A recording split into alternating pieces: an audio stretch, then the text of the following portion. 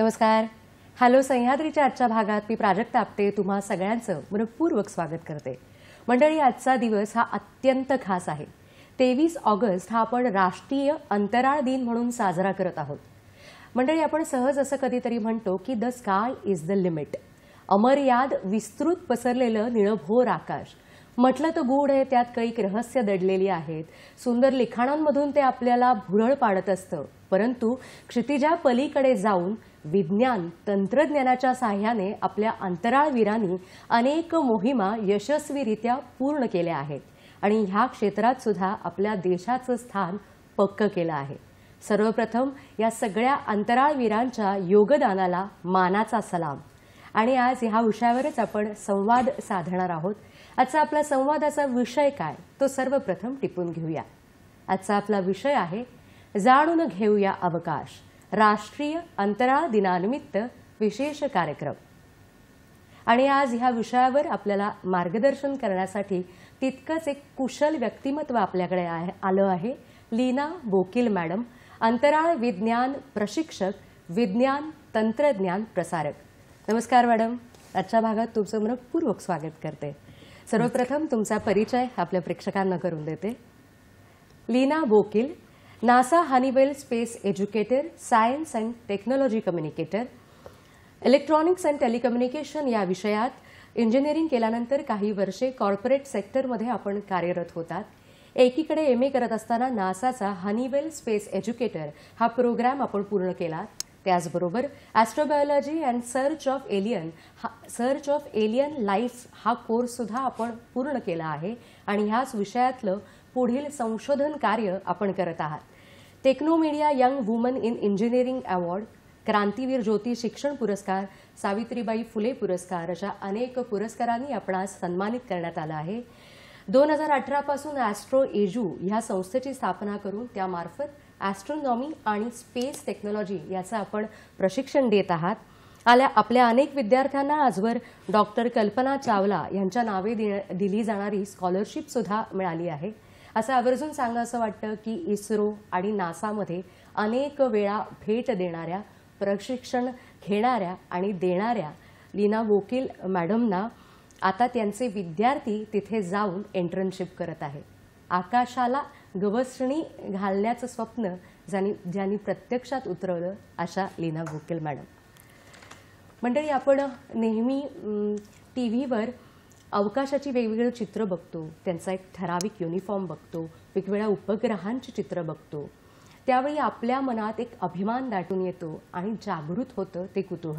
आजच्या विषयाला सुरुवात करूया. आपला आजचा विषय आहे जाणून घेऊया अवकाश. सर्वप्रथम आजच्या दिनानिमित्त आपण भेटतोय आणि आज आपल्याला संवाद साधायला मिळतो याचा मनापासून आनंद आहे. त्यामुळे परत एकदा भागाची सुरुवात करताना तुमचं मनपूर्वक पहिलं म्हणजे अभिनंदन करते की तुमच्यासारख्या अनेक क्षेत्रात काम करणारे आज व्यक्तिमत्व आहेत. त्यामुळे आम्हाला ही सगळी प्रगती, आमच्यापर्यंत हे सगळं ज्ञान पोचणार आहे. त्यामुळे तुमचं स्वागत करते आणि पहिल्या प्रश्नावर येते की आज आपण जो दिन साजरा करतोय त्याची सुरुवात कधी झाली आणि त्याचं महत्त्व नेमकं काय आहे? नमस्कार. खूप खूप धन्यवाद. खरंच आज खूप अभिमान वाटतो इंडियन स्पेस रिसर्च ऑर्गनायझेशन इस्रोसाठी आणि देशासाठी, जगासाठी चांद्रयान-3 मोहीम ह्याचं यश आणि विक्रम लँडर जो साऊथ पोल किंवा दक्षिण ध्रुव जवळ चंद्रावर लँड झाला आणि अलगदपणे ते पण आणि विश्वविक्रमच केलं. तर हाच तो दिवस मागच्या वर्षी 23 ऑगस्टला हे घडलं. सो तो ऐतिहासिक क्षण होताच आणि वी क्रिएटेड रेकॉर्ड्स, हिस्ट्री. तर चांद्रयान-2 मोहीम जेव्हा केली होती 4 वर्षांपूर्वी, तर तो ऑर्बिटर फिरतच होता आणि त्या लँडरला थोडेच शेवटच्या क्षणालाच काहीतरी अडचण आली.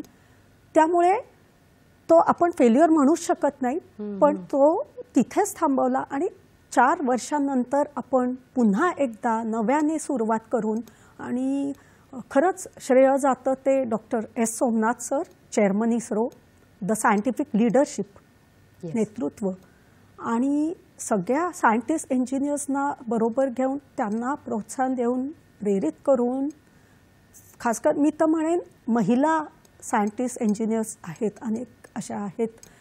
खूप जणांचं योगदान आहे याच्या मागे आणि त्यामुळे हे सगळं आपण करू शकलो. आणि स्पेस सायन्स टेक्नॉलॉजी ही मल्टीडिसिप्लिनरी आहे, कारण अनेक क्षेत्र त्याच्यामध्ये येतात. सो आपण म्हणू शकतो पडद्यामागचे खूप अनेक लोकांचं कॉन्ट्रीब्युशन असतं. आणि चांद्रयान-3चं सक्सेस म्हणजे साऊथ पोल ऑफ मूनवर अनेक जणांना यश मिळत नव्हतं. आणि भारत असा किंवा इस्रो ही पहिली स्पेस एजन्सी आहे ज्याने साऊथ पोलवर त्या ठिकाणी, आणि तिथे चॅलेंजेस खूप आहेत. क्रेटर्स म्हणजे खड्डे आहेत, डोंगर, माउंटन्स, क्रेटर्स, डोंगर दरी, आणि असे काही खूप अडचणी येतात, चॅलेंजेस आहेत. आणि तिथे लँड करणं, आणि ते पण विक्रम लँडरने शेवटचे 17 मिनिट तर सगळ्यांच्यासाठीच एक इट वॉज श्वास रोखून धरणारे होते. Yes, challenging moments. आणि त्यानंतर एक युरेका मोमेंट म्हणू शकतो आपण, जेव्हा सगळे सायंटिस्ट इंजिनियर्स लहान मुलांसारखे नाचायला लागले. तो क्षण इतका महत्त्वाचा आणि आनंदाचा होता. तर जेव्हा लँड झाला लँडर, त्यावेळेला कम्प्युटर्स, AI, मशीन लर्निंग, ह्या सगळ्याचे इंटिग्रेशन मी म्हणू शकते की मी म्हणते सगळ्या इंजिनिअरिंगचा याच्यामध्ये सहभाग असतो. सो हे यश मिळालं. आणि हा दिवस त्यामुळे आपण आता राष्ट्रीय अंतराळ दिन म्हणून साजरा करतो. And henceforth we will keep celebrating. वा, चांद्रयानाचा लिनॉर्ड आत्ता उल्लेख केलात, त्याच्या आपण 1, 2, 3 अशा मोहिमा केल्या, त्याबद्दल आम्हाला सांगा ना, आणि ते कसं कसं घडत गेलं. मला सांगायला आवडेल की इस्रोची सुरुवात खूप छोट्या मॉडेस्ट बिगिनिंग म्हणतात तशी झाली होती. डॉक्टर विक्रम साराभाई हे जनक आहेत, founding father of Indian Space Research Organisation. आणि डॉक्टर होमी भाभांच्या बरोबर त्यांचं मार्गदर्शन घेऊन ही सुरुवात केली. अनेक सायंटिस्ट इंजिनियर्सना गोळा करून त्यांना इन्स्पायर करून सुरुवात झाली होती. आणि सुरुवातीला आपल्याकडे तशी क्षमता नव्हती, त्यामुळे रशियाचं काही आपण म्हणजे कॉन्ट्रीब्युशन किंवा त्यांच्याकडून कोलॅबरेशन, मदत घेत होतो.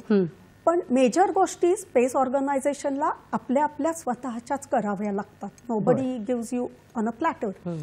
आणि काही इम्पोर्टेड कॉम्पोनंट्स, आयटम्स वापरले गेले. फ्रेंच गियानामधून एकदा लॉन्चिंग व्हायचं, सुरुवातीचं तरी रशियामधून झालं.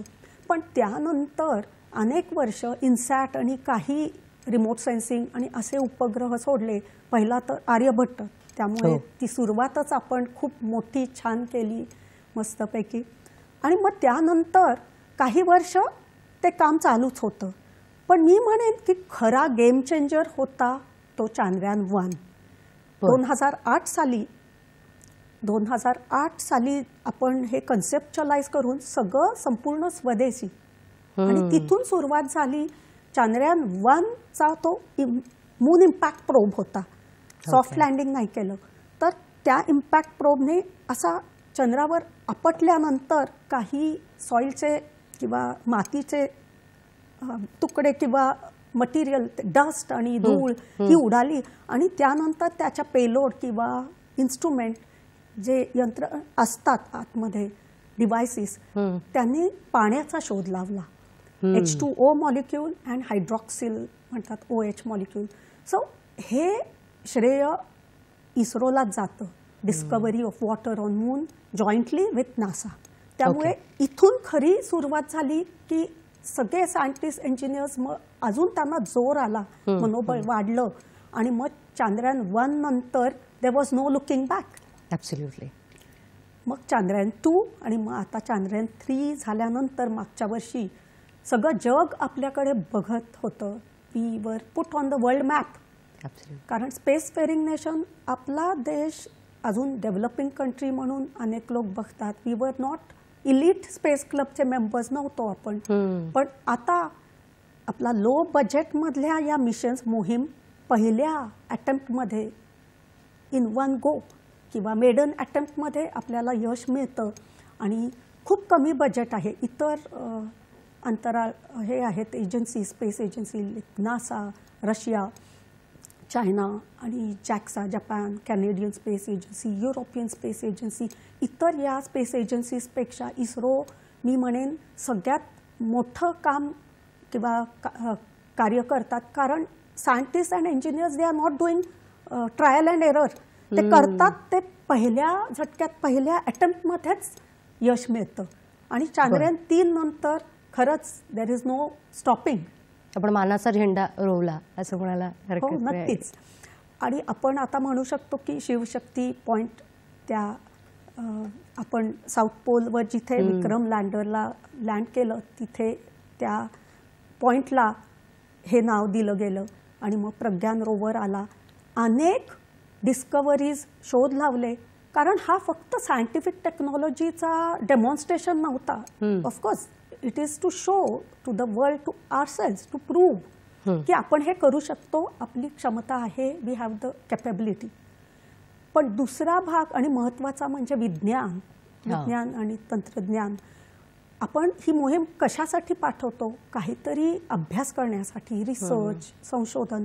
मग तिथला सॉईल किंवा माती आहे त्याचा अभ्यास, मग पाणी आहे का तिथे, परमनंटली शॅडो म्हणतात त्या भागावर चंद्राच्या दक्षिण ध्रुवाकडे सूर्यप्रकाश पोहोचतच नाही. त्यामुळे खूप मिस्ट्रीज गूढ असं तिथे आहे. आणि यासाठी आपण पाठवलं यान. परत त्यासोबत काही पेलोड्स होते ज्याने आयर्न किंवा कॉपर, झिंक, निकेल, टायटेनियम असे काही घटक किंवा धातू आणि असे पण शोध लावले. मग काल परवाचीच न्यूज होती की लावा म्हणजे ज्वालामुखी खूप वर्षांपूर्वी चंद्रावर झाले असतील. अच्छा. आणि तो एक मोठा एक महासागर आहे लावाचा. मग पृथ्वीवर अर्थक्वेक्स किंवा भूकंप होतात तसे चंद्रावर पण होतात का? हो होतात. तर मूनक्वेक्स हा पण अभ्यास होता. असे अनेक पेलोड्स किंवा डिव्हायसेस होते. आणि 14 दिवसांमध्ये तिथे उजेड जेव्हा असतो म्हणजे एक दिवस चंद्राचा तो आपले तो किती दिवसांचा असतो तुम्ही म्हणाला? पृथ्वीचे 14 दिवस म्हणजे मूनची एक 1 डे. ओके. तर सोलार पॅनल्स आहेत त्याला सूर्यप्रकाश मिळतो आणि पॉवर सप्लाय मिळते. तर त्यामुळे 14 दिवसच कार्य करायचं होतं. त्यामुळे इतकं चॅलेंजिंग होतं. आणि या 14 दिवसांमध्ये मी तर म्हणेन इट एक्सेल्ड, फार एक्सेल्ड. अपेक्षा आपली जी होती त्याच्याहून खूप काही रिझल्ट्स दिले. आणि खूप खूप अभिनंदन इस्रोचे लीडर किंवा चेअरमन डॉक्टर सोमनाथ सर आणि सगळे सायंटिस्ट आणि इंजिनियर्स यांचे. या सगळ्यांच्या प्रयत्नामुळे हे गूढ आता हळूहळू उकलत आहे.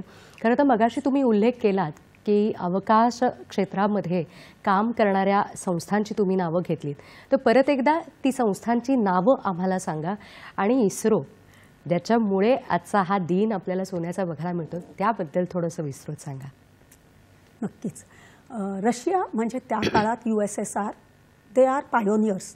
म्हणजे 1957 मध्ये पहिला स्पुटनिक आपण एक हे पाठवलं होतं यान किंवा उपग्रह.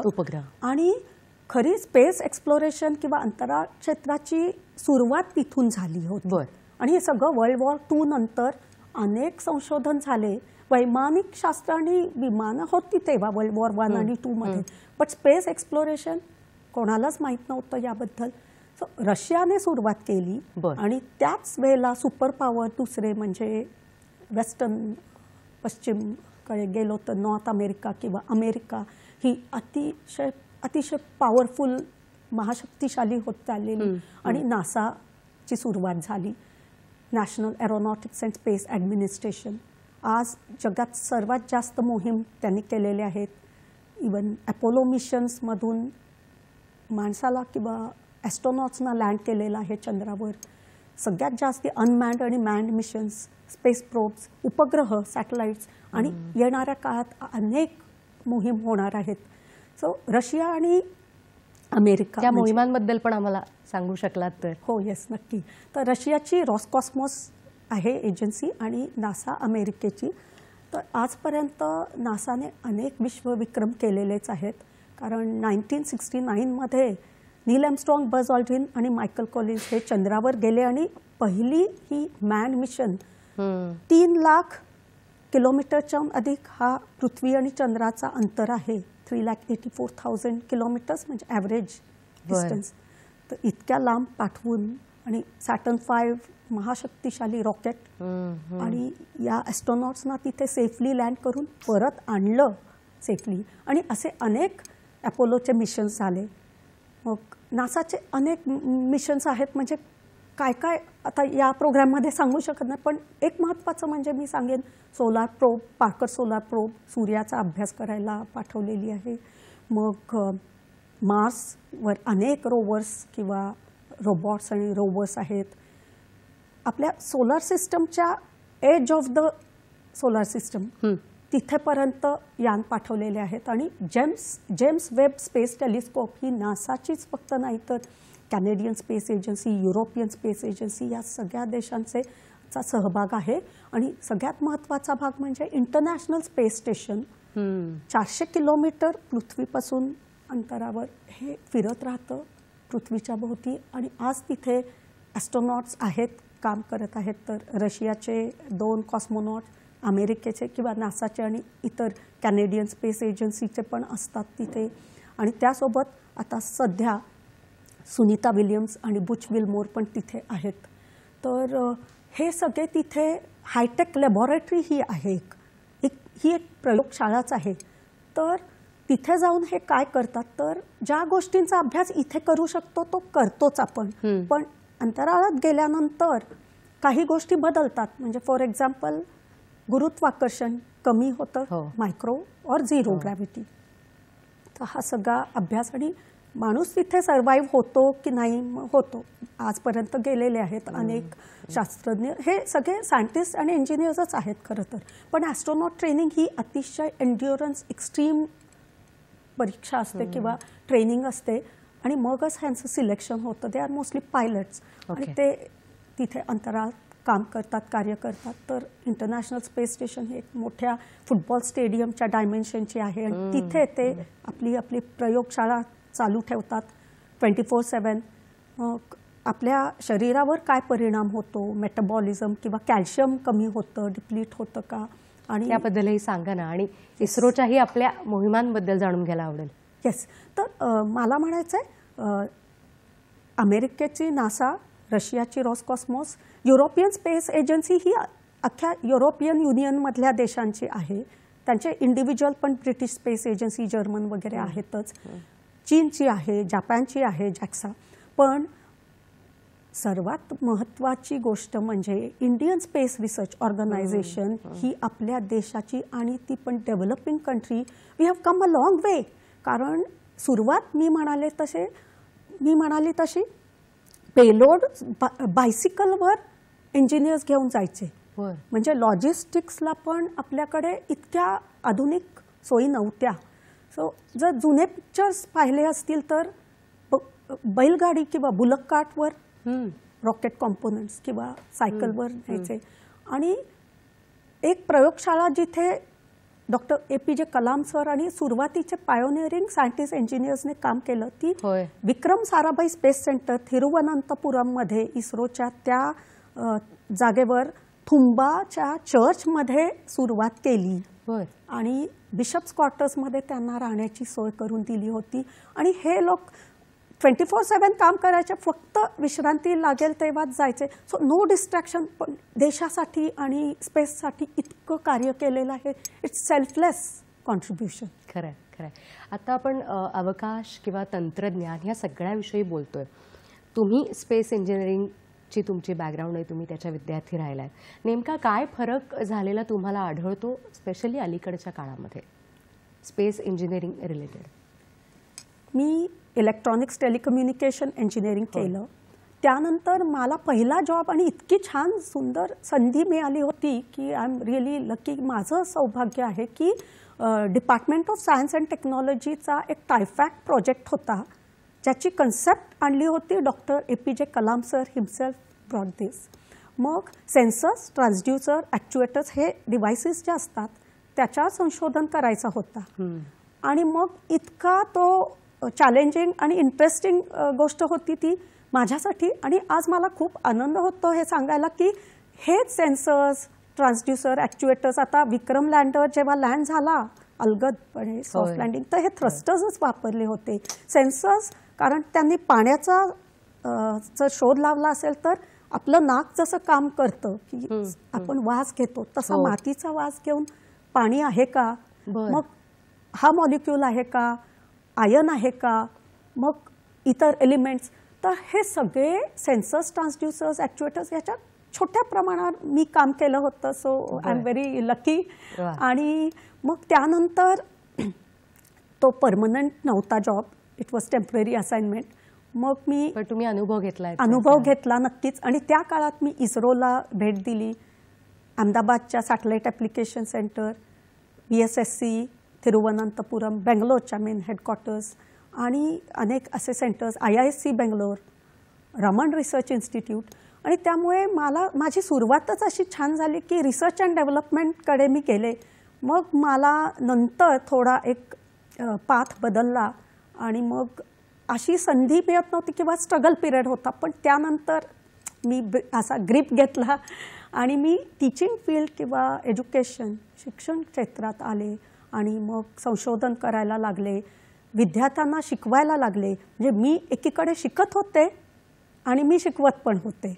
मग विमानाचे काही सब्जेक्ट म्हणजे वैमानिक शास्त्र, प्रिन्सिपल्स ऑफ फ्लाईट, एव्हिओनिक्स असे विषय शिकवत असताना एरोनॉटिकल इन्स्टिट्यूटमध्ये त्यावेळेला मला हे कळलं होतं की नासामध्ये एक स्पेस एज्युकेटर्स प्रोग्राम असतो, प्रोफेशनल डेव्हलपमेंट फॉर टीचर्स. तर मी एक शिक्षिका असल्यामुळे मला वाटलं की हे अप्लाय करावं. मग नंतरचा मी काहीच असा विचार केला नव्हता. मग 500 शब्दांचा असा एक निबंध लिहिला आणि एक ॲप्लिकेशनच्या बेसिसवर माझं सिलेक्शन झालं. आणि त्यानंतर माझ्यासाठी पण चांद्रयान-1 जसा इस्रोला आहे तसा माझ्या करिअरसाठी, माझ्या स्वतःसाठी दिस वॉज गेम चेंजर. आणि मग there was no looking back. मग मी अनेक वेळेला नासाला जाऊन आले, Huntsville, Alabama, Marshall space flight centre, Johnson, Kennedy space centre आणि अनेक इंटरनॅशनल स्पेस कॉन्फरन्सला जाऊन आले, जिथे मला astronaut Neil Armstrong, Buzz Aldrin हे जे चंद्रावर जाऊन आले होते ॲस्ट्रॉनॉट्स ते भेटले. सो मला खूप प्रेरणा मिळते या लोकांकडून. आणि तसेच आपले कॉस्मोनॉट राकेश शर्माजी, भारतातले पहिले स्पेस वॉक करणारे किंवा स्पेसमध्ये जाणारे पायलट इंडियन एअरफोर्सचे, जे पहिले आपले कॉस्मोनॉट आहेत. सो माझं नशीब असं इतकं स्ट्रॉंग आणि असं मी ॲफर्म केलं असेल कारण डॉक्टर शंकरराव गोवारीकर सर माझे गुरु, आणि त्यांनी पण मधल्या काळात मी जेव्हा स्ट्रगल करत होते किंवा माझा पाथ थोडा चुकला असं वाटत होतं, तिथे परत मी आले ट्रॅकवर आणि मग NASA happened and then everything change. आणि मी आता आज एक शिक्षिका म्हणून स्टुडंट्सना, विद्यार्थ्यांना एक दिशा दाखवते. कारण आपल्या देशात mechanical, electrical, civil engineering, IT, CS याविषयी आपण विस्तृत बोलणारच आहोत. तुम्हाला थोडं थांबवते कारण आपल्या कार्यक्रमात पहिला फोन येतोय. शिवानंद वसेदार निपाणी इथून आपल्याशी बोलतायत. नमस्कार.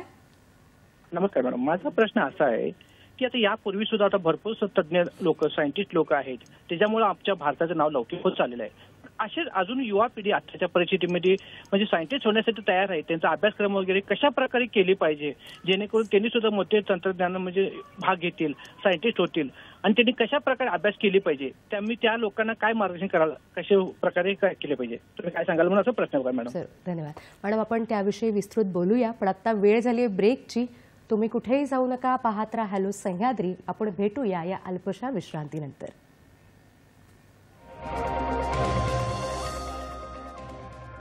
विश्रांतीनंतर परत एकदा तुम्हा सगळ्यांचं मनपूर्वक स्वागत. आपण मंडळी साजरा करत आहोत राष्ट्रीय अंतराळ दिन. आपला विषय आहे जाणून घेऊया अवकाश, आणि आपल्याला मार्गदर्शन करत आहेत लीना बोकील मॅडम, ज्या नासाच्या स्पेस एज्युकेटर आहेत. मॅडम मगाचा जो त्यांचा प्रश्न होता की तरुण वर्गाला ह्यामध्ये यायचं असेल, काय मार्गदर्शन कराल त्यांना? मी अनेक विद्यार्थ्यांना मार्गदर्शन केलेलं आहे. कारण मगाशी मी म्हणाले तसे आपल्या इंजिनिअरिंग कॉलेजेसमध्ये टिपिकल त्याच मेनस्ट्रीम ब्रांचेस आहेत. Where space is very multidisciplinary आणि खूप कमी इन्स्टिट्यूशन्समध्ये हा कोर्स आहे. तर Indian Institute of Space Technology IIST ही इस्रोचीच एक इंजिनिअरिंग कॉलेज किंवा प्रीमियर इन्स्टिट्यूशन आहे थिरुवनंतपुरममध्ये. तर मी अनेक स्टुडंट्सना तिथे पाठवलेलं आहे. तर 11वी-12वी सायन्स केल्यानंतर PCM जॉईंट एंट्रन्स एक्झाम दिल्यानंतर JEE मेन्स आणि ॲडव्हान्स क्रॅक केल्यानंतर तिथे ॲडमिशन मिळू शकते. मग एव्हिओनिक्स, ॲटमॉस्फिअरिक फिजिक्स, स्पेस, सॅटेलाइट हे असे विषय आहेत. तिथे BTech करू शकतात विद्यार्थी. आणि तिथे मिनी प्रोजेक्ट, मायक्रो प्रोजेक्ट आणि मग मेजर प्रोजेक्ट हे त्यांना पहिल्यापासूनच हे ग्रूमिंग केलं जातं. आणि त्यामुळे मागच्या वर्षी आदित्य L1 जो आपण लॉन्च केला चांद्रयान सक्सेस नंतरच, तर तिथे पण काही पेलोड्स लागणार होते, ते विद्यार्थ्याने बनवलेले होते. सो त्यांना लवकरच संधी मिळते. पुन्हा IISTचा हा तर एक आहेच ऑप्शन किंवा एक ही संधी आहे. BTech, MTech, PhD in space किंवा IIT पवईला एरोनॉटिकल इंजिनिअरिंग आहे पण स्पेस नाही आहे.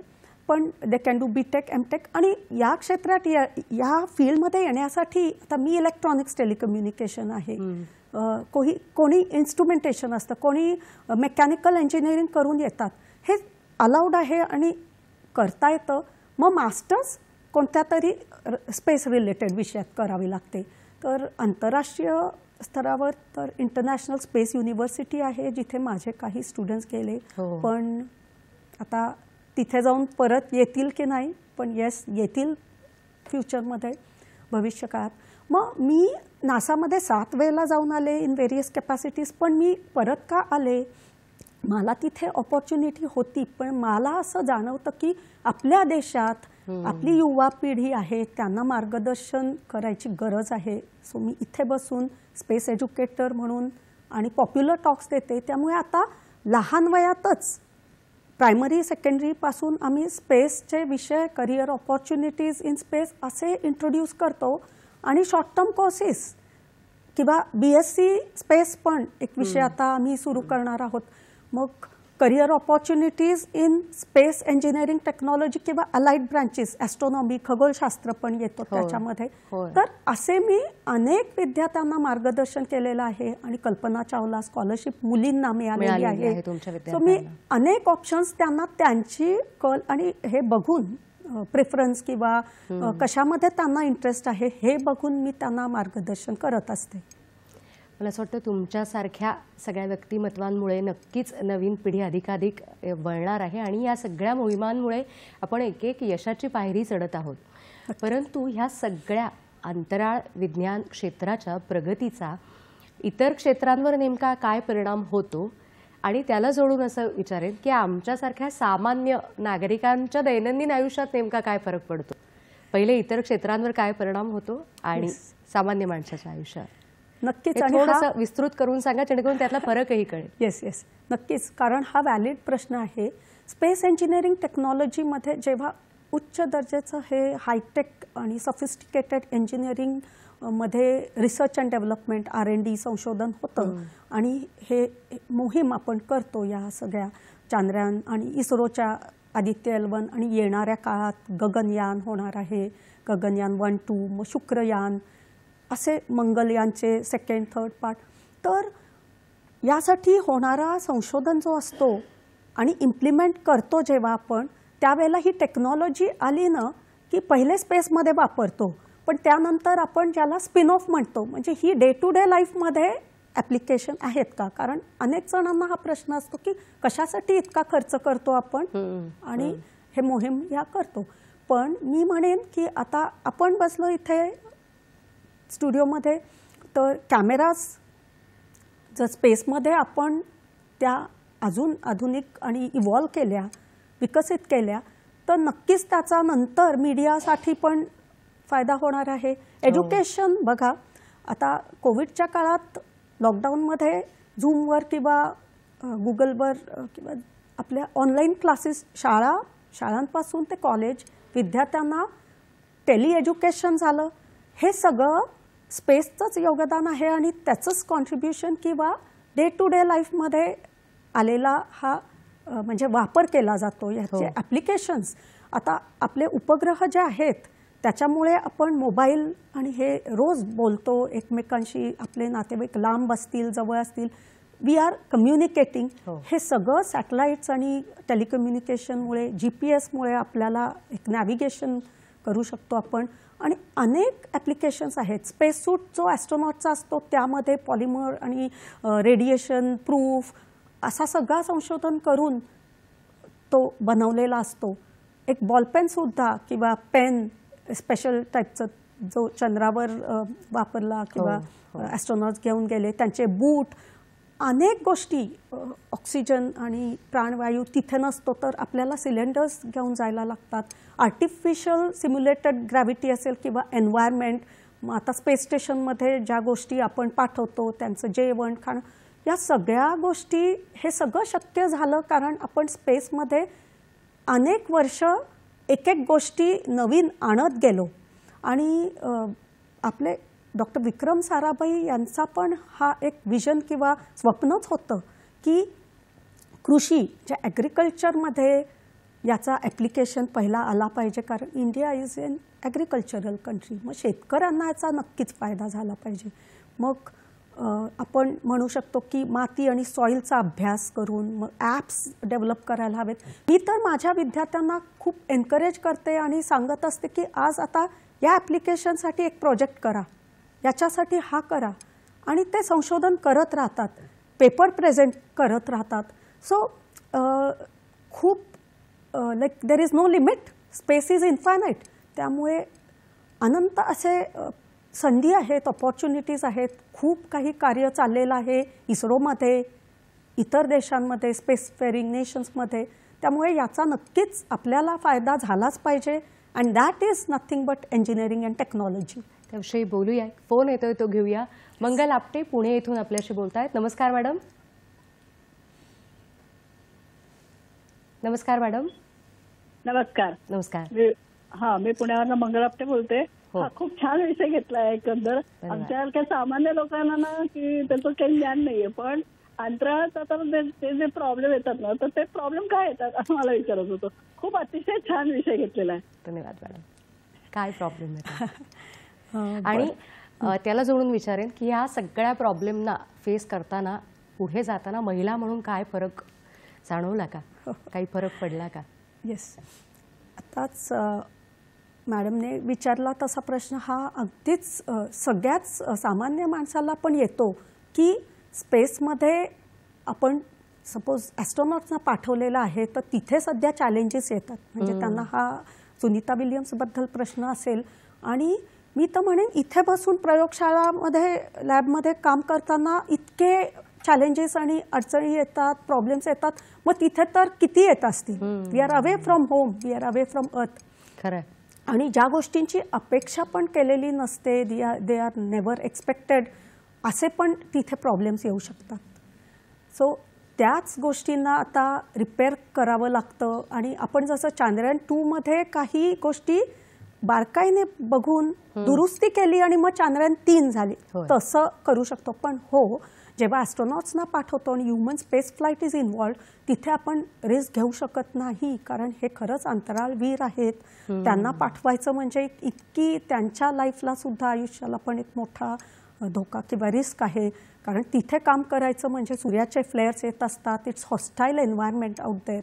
तरी हे जातात आणि करतात म्हणजे खरंच hats off and salute to them.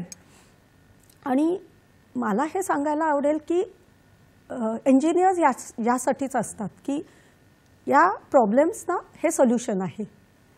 आणि इथे हा प्रॉब्लेम येऊ शकतो किंवा आलेला आहे, मग ते कसं रिपेअर करायचं, डिबगिंग जसे प्रोग्रामला करतो तसे. आणि हे मॅन मशीन कॉम्बिनेशन आहे, फक्त माणसाची चूक नाही आहे किंवा या गोष्टी. आता थ्रस्टर्स 28 पैकी 5 थ्रस्टर्सना बोईंग स्टारलाइनरला प्रॉब्लेम आलेला आहे, हिलियम गॅसमध्ये लीक. तर ही दुरुस्ती कशी करणार? तर नासा आणि बोईंग बसून म्हणजे त्यांचे शास्त्रज्ञ हे करत आहेत. So they will resolve definitely.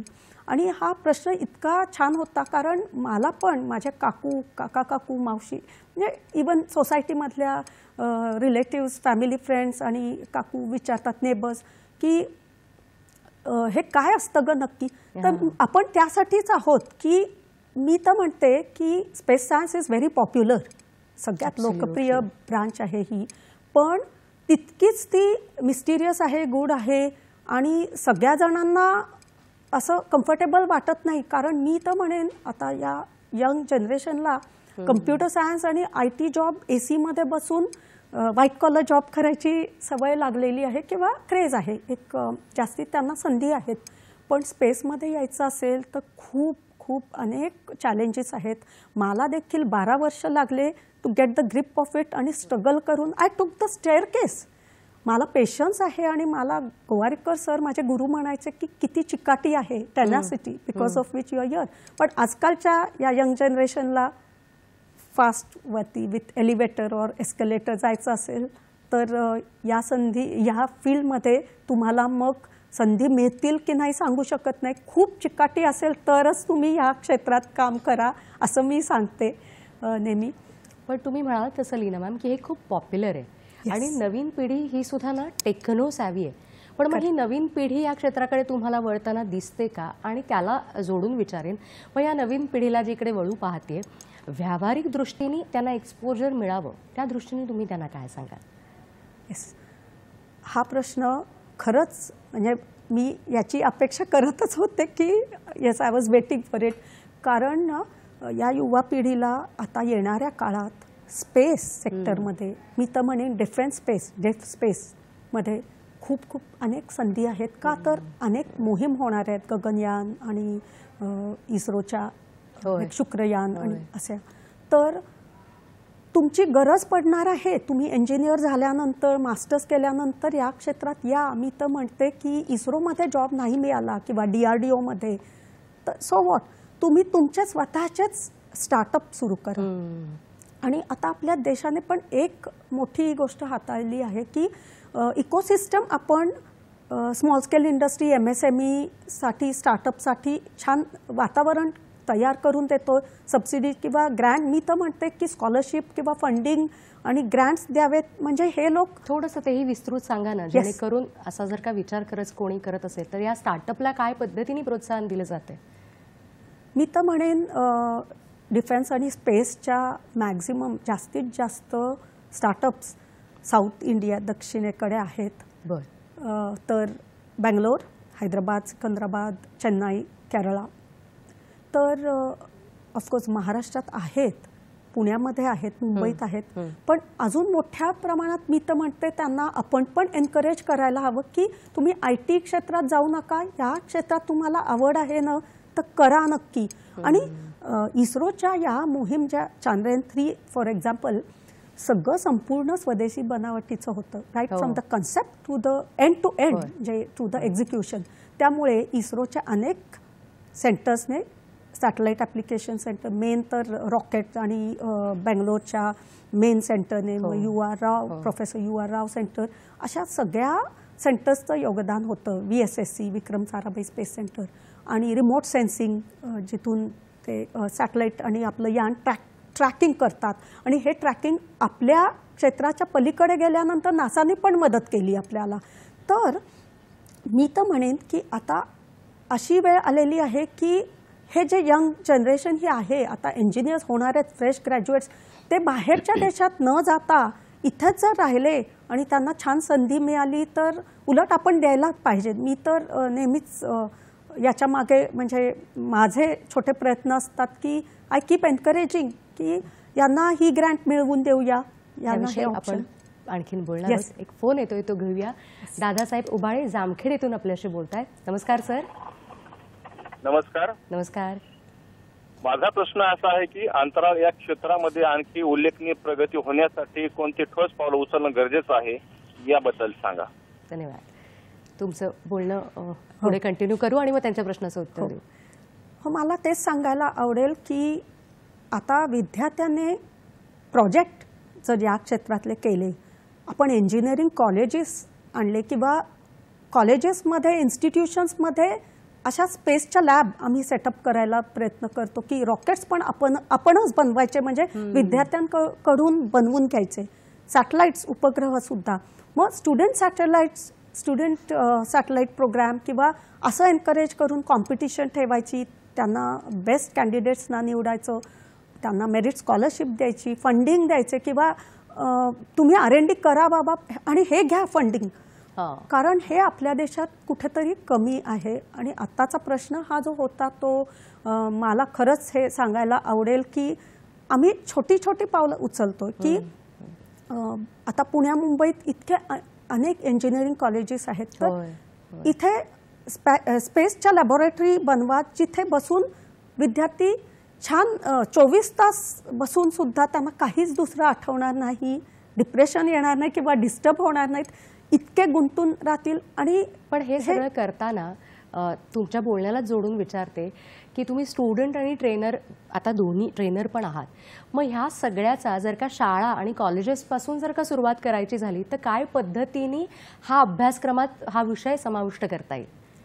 हो, आम्ही ना पुण्यातल्या एका छोट्या स्कूलमध्ये sir C V. Raman science research centre सुरू केलं.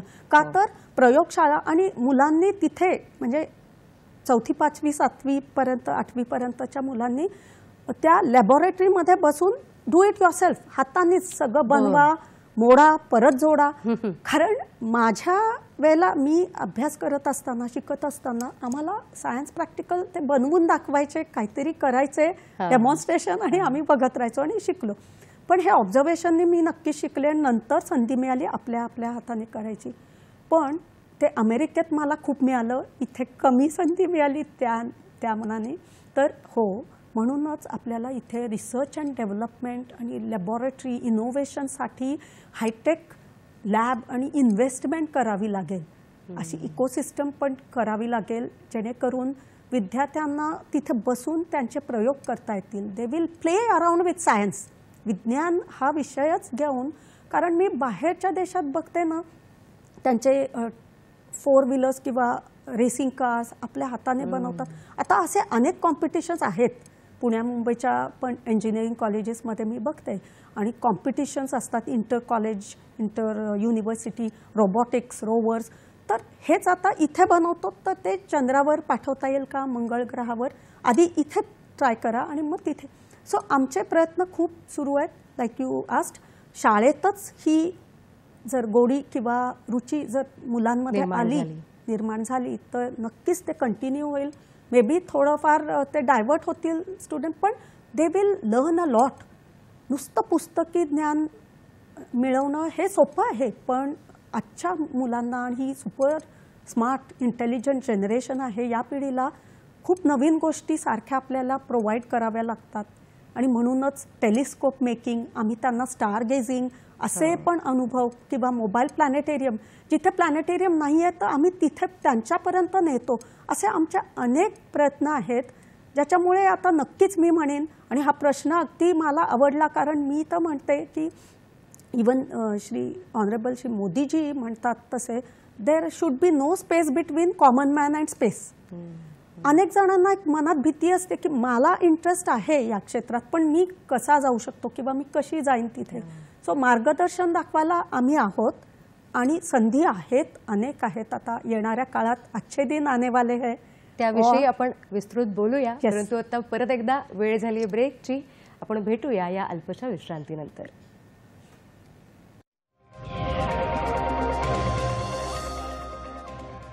विश्रांतीनंतर परत एकदा तुम्हा सगळ्यांचं मनपूर्वक स्वागत. मंडळी, आपण साजरा करत आहोत राष्ट्रीय अंतराळ दिन आणि आपला विषय आहे जाणून घेऊया अवकाश. मॅडम, खरं तर आपल्याकडे थोडा वेळ कमी आहे, परंतु हा विषय खरोखरच त्या आकाशा इतका अमर्याद आहे.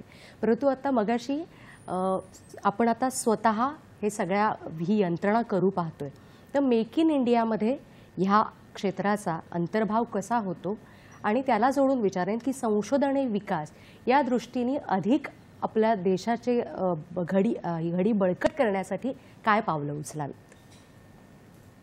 रिसर्च अँड डेव्हलपमेंट, संशोधन खूप मोठ्या प्रमाणावर व्हायला पाहिजे. आपल्याकडे होतच आहे, पण आपण काय केलेलं आहे गेले काही वर्ष, जे 2 दशक मी म्हणू शकते, की आपण इम्पोर्टेड कॉम्पोनंट्स वापरत नाही. सगळ्या चिप्सपासून ते कॉम्पोनंट्स, मोठे मोठे रॉकेटचे कॉम्पोनंट्स, त्याचे रिंग्स, सगळं भारतात बनवलेलं आहे. सो मेक इन इंडिया या मुवमेंटमुळे आता अनेक इंजिनियर्स आणि छोट्या छोट्या इंडस्ट्रीज, मीडियम स्केल इंडस्ट्रीजना पण संधी मिळालेली आहे.